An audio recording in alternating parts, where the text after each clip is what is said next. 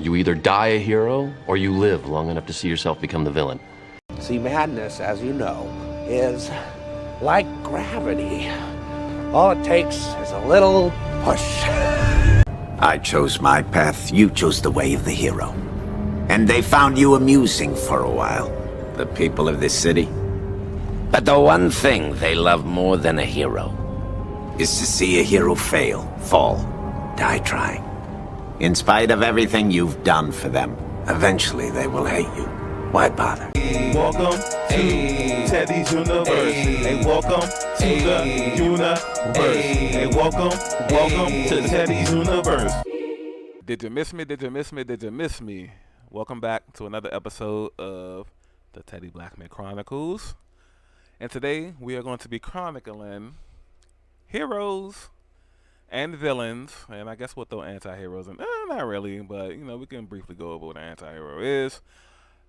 Heroes and villains, and why villains thrive in a chaotic world, and why evil seems to be the dominant presence in today's world versus good. Now, there's a lot of good in the world for sure, but not nearly enough to make the world be considered a good place. The world is considered an evil place, and we'll dive into those type of things. Obviously, you've seen a couple of clips in the beginning, including some of my favorite villains of all time: Two-Face, Harvey Dent, the Green Goblin from Spider-Man. Two-Face is from Batman, if people don't. I'm quite sure everybody knows, but I guess if you've been living under a rock your entire life, then maybe you might not know he's from Batman. But yes, Two-Face, one of Batman's biggest adversaries, and so on and so forth. Obviously, my favorite villain of all time is the Joker. We'll get into that. Actually, we might can get into that first. No. Before we get into that, we're going to go over some unofficial definitions of what heroes, anti-heroes, and villains are. I like to consider heroes people who have moral value, and their main goal is to protect the world or protect a specific, place, person, or thing that maybe has some type of negative aspect on them in their backstory.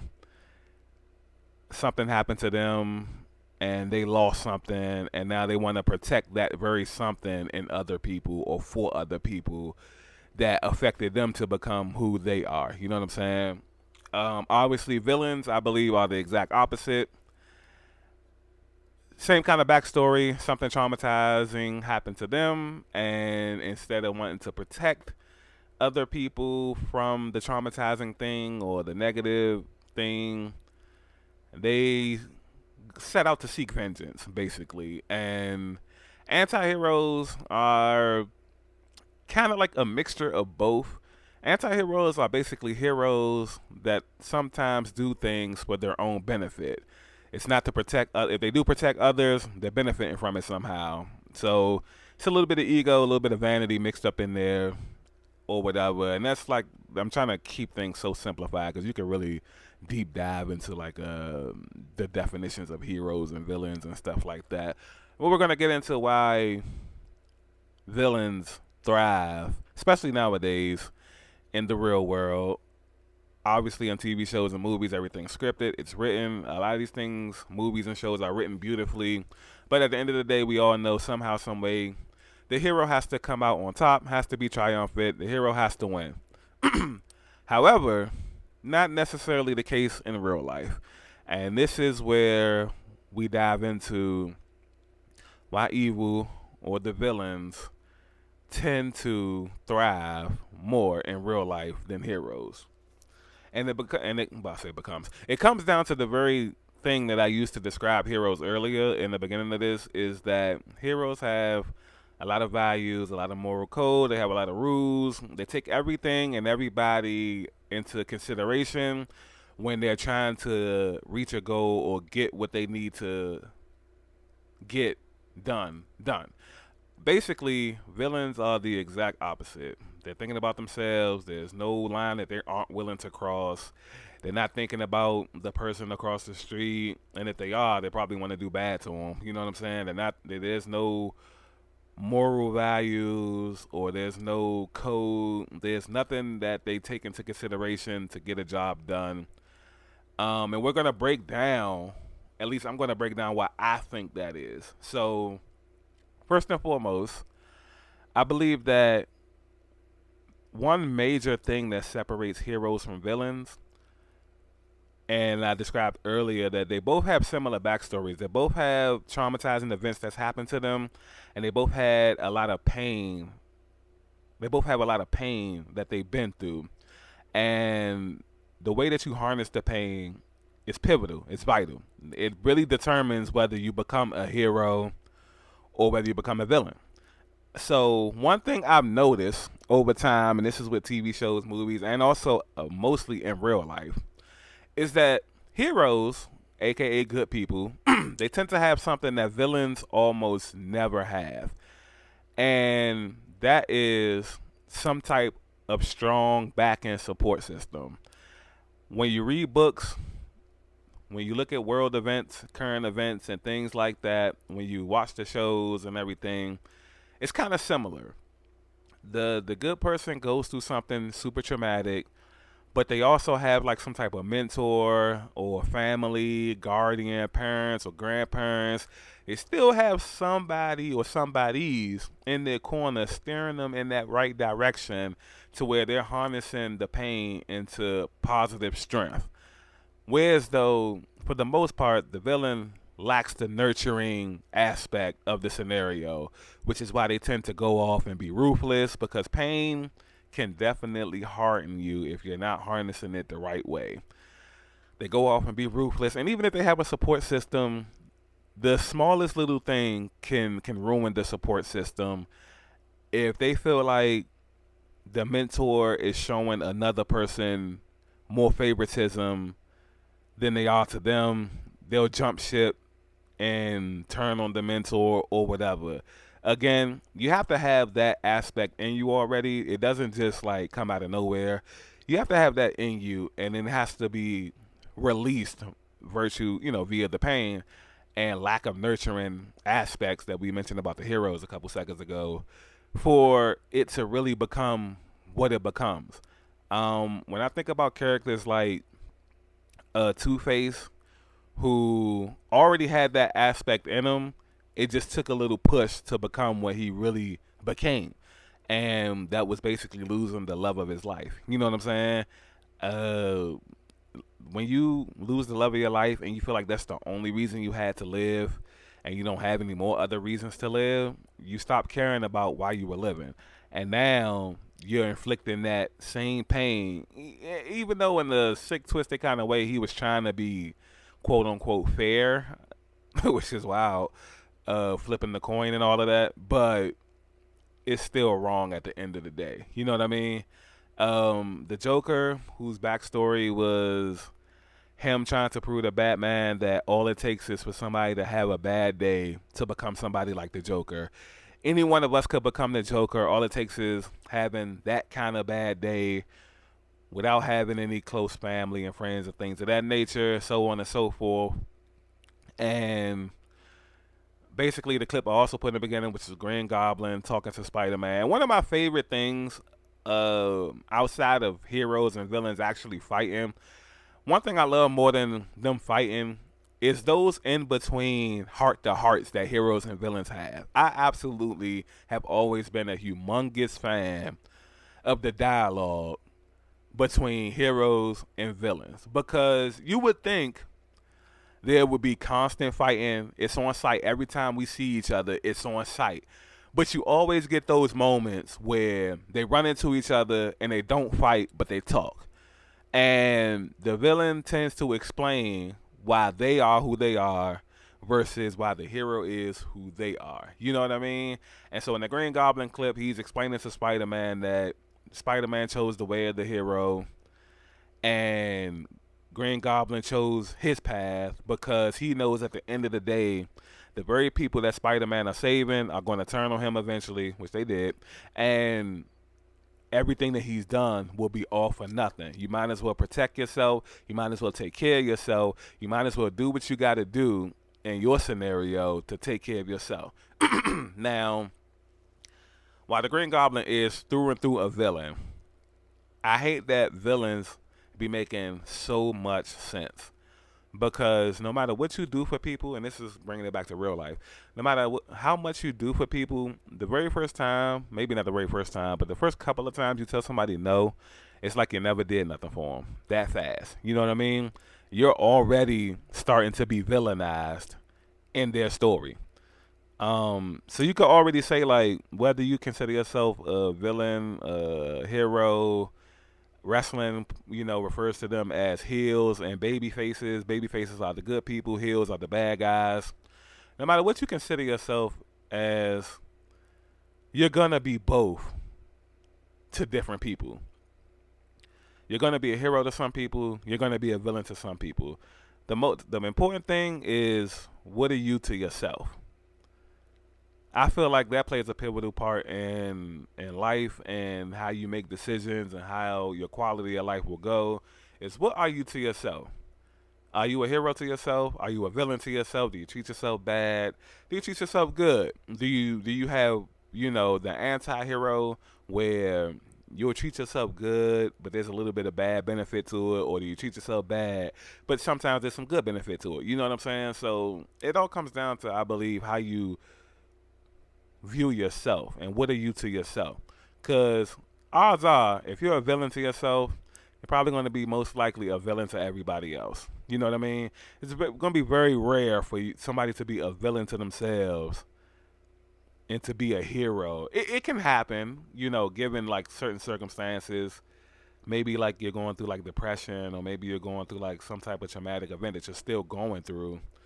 You kind of down on yourself, you're kind of hard on yourself, but you're still showing up for other people. So in theory, it can still happen, but more than likely, routines and patterns shape your way of thinking, which shapes your mindset, which shapes your quality of life, which shapes your decision making, and trickles down to everything else, and so on and so forth.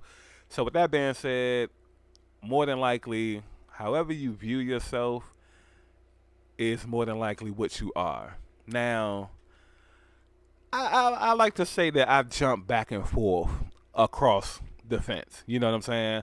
Sometimes I do have runs in life where I consider myself a hero.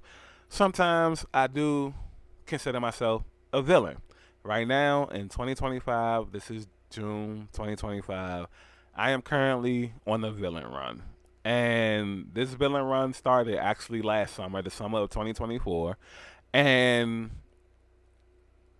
probably going to be like this for the foreseeable future. Now, I'm not out here killing people and doing everything that the top tier villains do, but there's different type of villainry, word check, if that's a real word, and there's different type of heroics that go on in real life versus like, you see the constant fighting back and forth on TV shows and movies. So we'll get into that.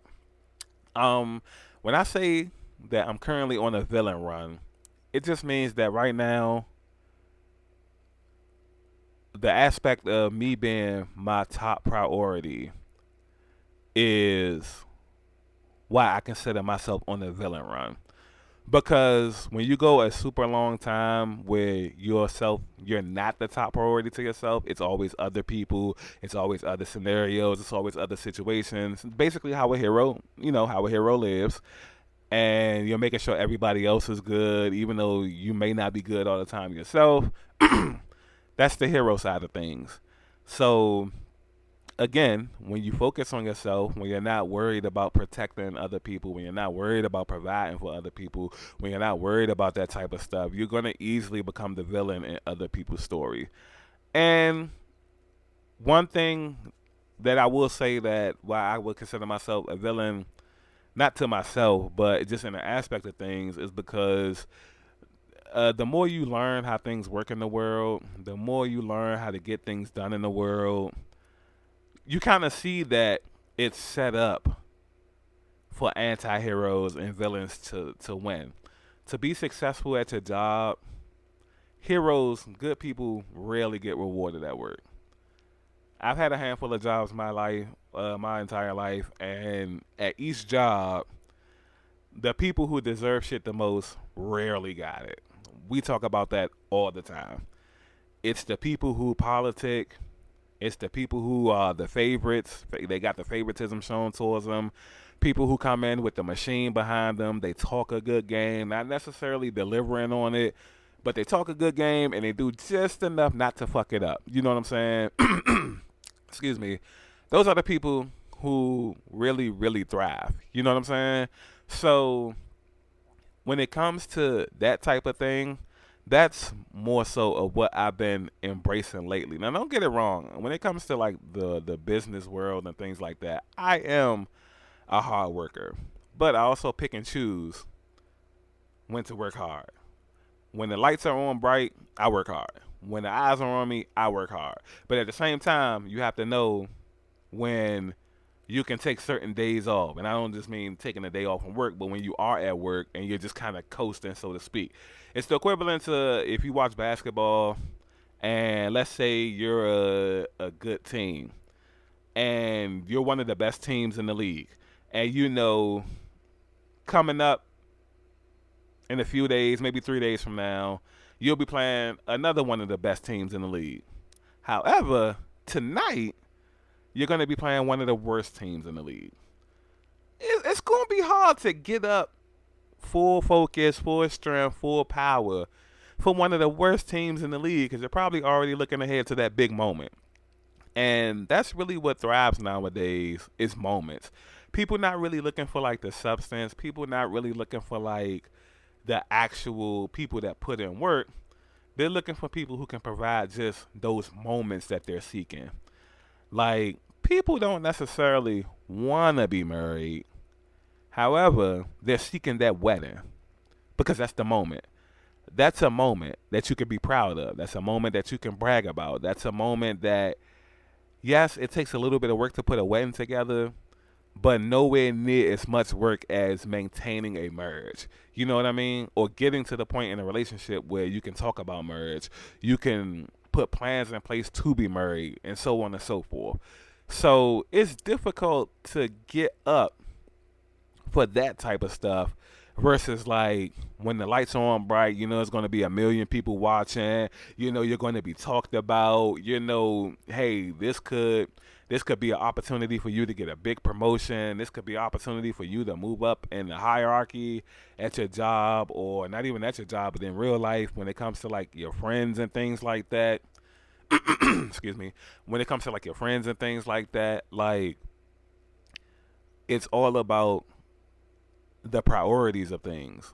And so I've leaned more so into, hey, I'm not going to say it's like, more, you know, not old people, but the old cliche, which I guess technically would be used by older people.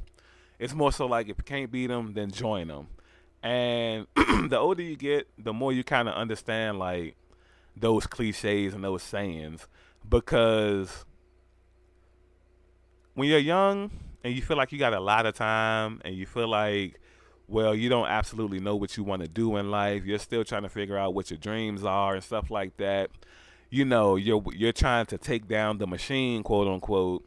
It's different from when you're like a seasoned veteran and you hit your 30s, your early 30s or whatever, or you hit 30 period, and then it's time to like, okay, pick a direction that you're going to go in. This is what you're going to do. This is what you're going to be. You're pretty much polishing yourself to be a finished product. And that's the type of things it comes down to is you can't have those same young qualities when you hit 30 or maybe your mid-30s. Let's say mid-30s because when you're 30, you're still young. I feel like, to me, when you turn 30, that's really like your real adulthood starting, at least in my opinion. My mentality, my mindset is I wasn't fully grown until I hit 30. I'm 36 right now, so I feel like I've been 6 years grown. It's a wild mindset to have, but when you look at the aspect of life and how things work out, then it makes a little bit more sense. But again, that's just my thought process on it, just my opinion. And obviously, excuse me, everybody's is different. No problem with that at all. But when it comes to this type of thing, you just have to get with the program sometimes. You won't be able to change the program, at least not you. You might can play a part in it, but you come to terms that you won't be able to change the game, so you just got to learn how to play it. And for the most part, what I can say about most people is most people know better. They just got to do better. And that's half the battle. Half the battle is knowing better, and the other half is doing better. So, again, it comes down to, are you willing to do better? But you might have to get rid of some of the things that you believed in back in the day. Now, I'm not saying sell your soul or anything like that, but in order to thrive, because that's what the world does. The world thrives because most people in the world, they view good as weak. Like because like I said earlier, good has a lot of morals. It has a lot of values. It's a lot of lines that it won't cross. It's a lot of things that they won't do. However, from the perspective of the world, that makes you weak because now you're considered to have severe limitations versus a person who's willing to do anything and everything, or not even anything and everything, but willing to do more than you to get to the same point that you're trying to get to. You know what I mean? So I give you an example. And this is a very popular example. It's been running rampant since probably the beginning of time. And let's say two people right here want to apply for the same position. And one person is willing to lie on their resume to size it up to seem like they're super qualified for this position, and the other person isn't. So the person who lied ends up getting the position. That's what I mean when I say, like, sometimes you just have to be willing to do what you got to do to get that piece. Because if you're not, you're always going to be looked over. You're always going to be stepped over. You're always going to come up just short because sometimes you're being a little too good in a world that doesn't reward it or doesn't cherish it. You know what I'm saying?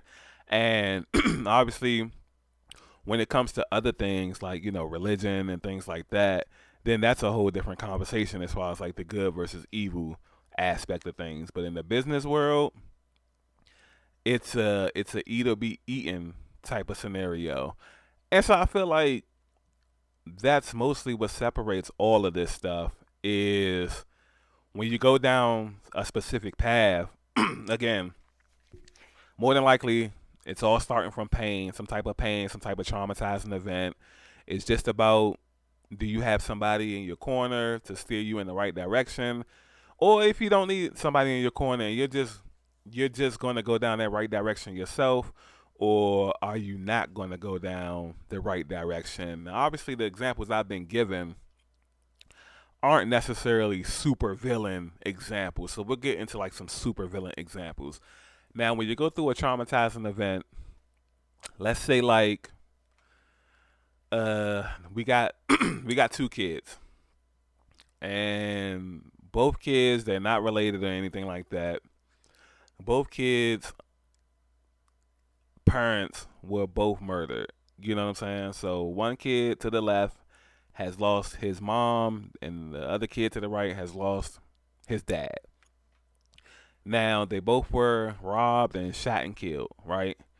And the kid to the left is going to grow up and be an advocate against gun violence, against like robberies, and going to, start these businesses and centers centering around like trying to prevent things like that from happening.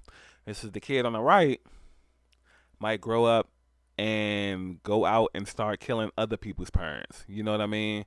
Now, this is a prime example of the supervillain. You know what I'm saying? And now this is absolutely wrong. This, no matter how you spin it, obviously you went through something. Maybe as a kid, your brain isn't fully developed, so you're going through these traumatic events. So it is super important that you try to steer a kid as good as you can, even though it's not going to be a guarantee, because at the end of the day, kids are super impressionable, and kids have a lot of ideas and stuff in their mind already, and pain really, really takes over a kid.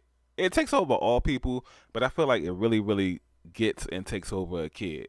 So a kid feeling like they were robbed of an opportunity to have both parents, to grow up with the whole family, to grow up with both parents at your birthdays, and to feel like you're robbed of an opportunity like that, it can send somebody down the wrong path.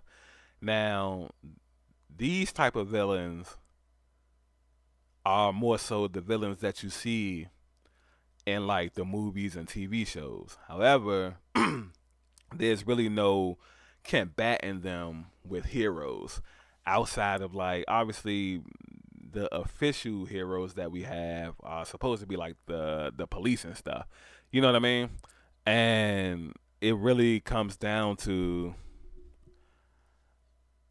can police catch people like that, or will they just kill people? Because a lot of times the police aren't technically heroes; they're more so anti-heroes, if anything. You know what I'm saying? Because heroes don't necessarily believe in killing. Most heroes do not believe in killing.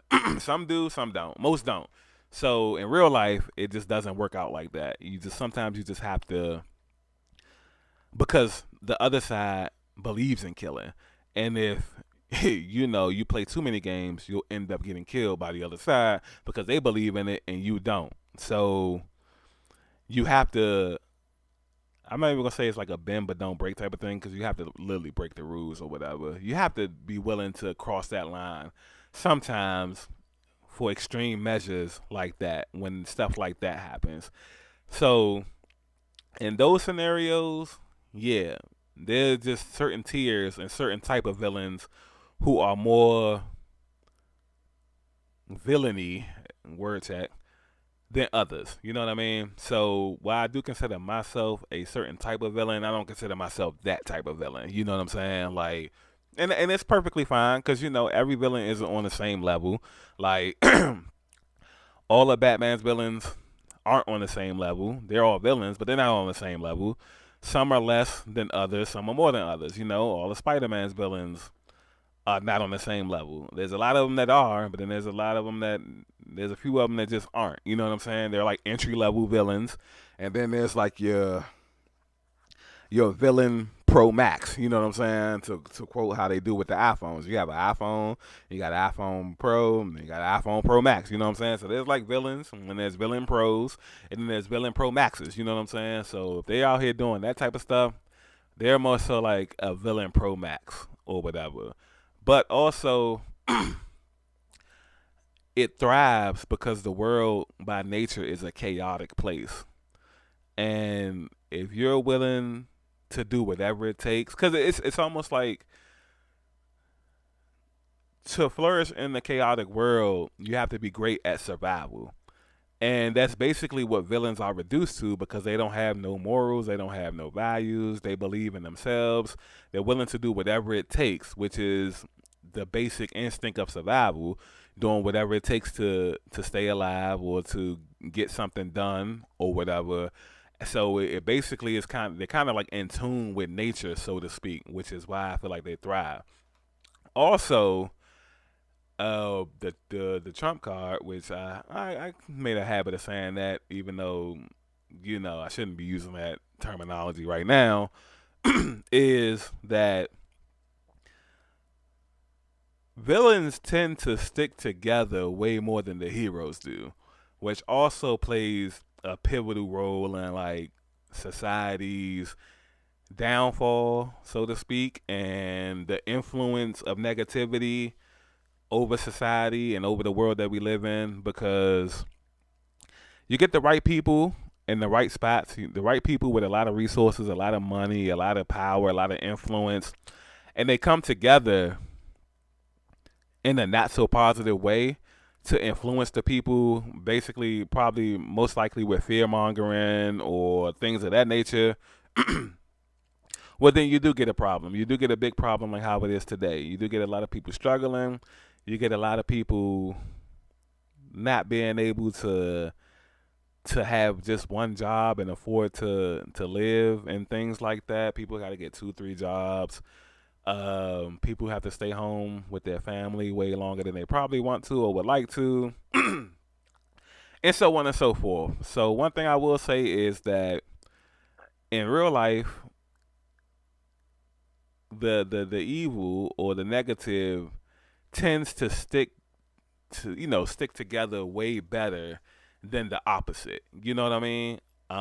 If the good people stuck together, which is so crazy to think that a lot of good people don't stick together, then the world will be like a different place, because you get more done together than you do separate. But people have to understand that, and a lot of people don't understand that, because even when it comes to like the heroes in the movies and TV shows, they can only do but so much. Batman, he can only do but so much. He can only take care of Gotham City. Batman's not taking care of the world. You know what I'm saying? Spider-Man has his jurisdiction. Superman kind of, I guess, takes care of the world. He can take care of the world as far as in the other planets and stuff like that, but he's kind of like the anomaly. But when it comes like to other heroes and things like that, the Iron Mans and so on and so forth, they have their own jurisdictions. Everybody can't take care of the entire world. It has to be a joint effort. It has to be teamwork. You know what I mean? Because that's how the villains work. The villains work together. And the longer that they get to work together without the opposite side working together, the more up they are. You know what I'm saying? Like, the government has been in place for so long. And while there are a lot of laws and regulations and rules that we don't like about the government, we abide by them because they've been together for too long. Versus other places do things to overthrow governments, which I don't think America will ever do no thing like that. I don't think people care enough here to get to a point where we are doing stuff like that. But, in other places like, your Egypt's and the less luxurious places on Earth, I'll say more ancient. I'll say like the more ancient places in Earth, they don't be scared to like overthrow the government and things like that. But you got to band together to do stuff like that. In order to get like real change, you have to consistently band together. And I feel like in certain places like here, we just don't do a good job of banding together. And then once you go through so much trauma and pain and negativity, you start to become more and more hopeless. Now, one by one, everybody starts to become a villain. So now, not only are you not fighting against the machine, now you're kind of fueling it. You're oiling it up. You're putting gas in it or diesel, whatever it's running off of. You're a new spoke on the wheel, or you are a wheel, because there's different levels to it. You know what I'm saying? So now, one by one, we're kind of all going down the same path. So it's just a lot that goes into why I feel like the villains basically run the world. You know what I mean? And it's probably going to be like this for the foreseeable future until things kind of reset itself. And which everything does. Nothing really dominates forever. Everything always comes around full circle. That's just the way of life is. Somebody's born, you live a little bit, then you die. You know what I'm saying? You start off young, then you get old, and then the older you get, it feels like the more younger a person acts when they get older. You know what I mean? You started off not being able to walk, then you could walk. Then when you get old, you're not able to walk again. You know what I'm saying? So I know you don't get younger per se, but the body effects tend to resort back to what it was when you were younger. You know what I mean? You don't remember much as a kid, and then you remember everything, and then when you get older, you start to forget stuff all over again. So that's what I mean when I say that type of stuff. So all in all, those are just some examples as I hit my 30-minute mark. So that's why I'm going to try to keep these around 30 minutes or whatever. Those are some examples on why villains in the real world thrive way more than the heroes do. And it's a lot of good people out here. And if you are a good person, please try your hardest to stay a good person. I know it's easy to be petty. I know it's easy to be evil and stuff like that. Those are types of evils too. But in the grand scheme of things, if you're doing it without a purpose, you're also just hurting yourself.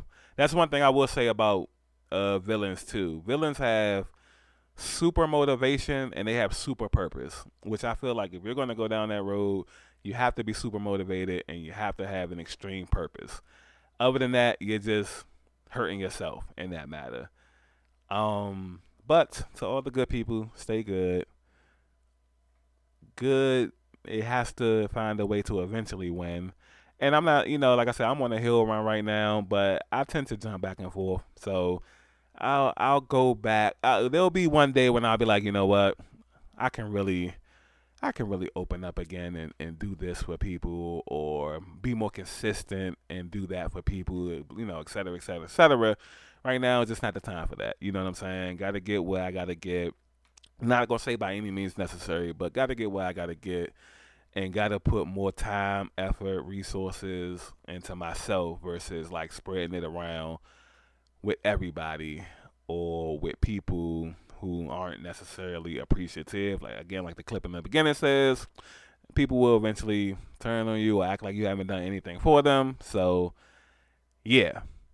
But that is another one of my episodes chronicling heroes and villains. I know we chronicled. I don't even know what word to use right here.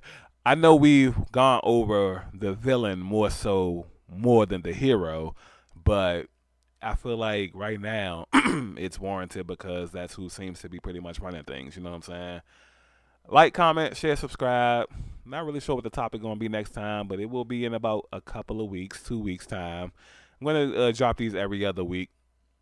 And sometimes you'll get the occasional every week, but right now, every other week. Not sure what the topic is, since I pretty much be freestyling these based off spontaneous feelings I be having. So, until then, again, like, comment, share, subscribe, and I'm out.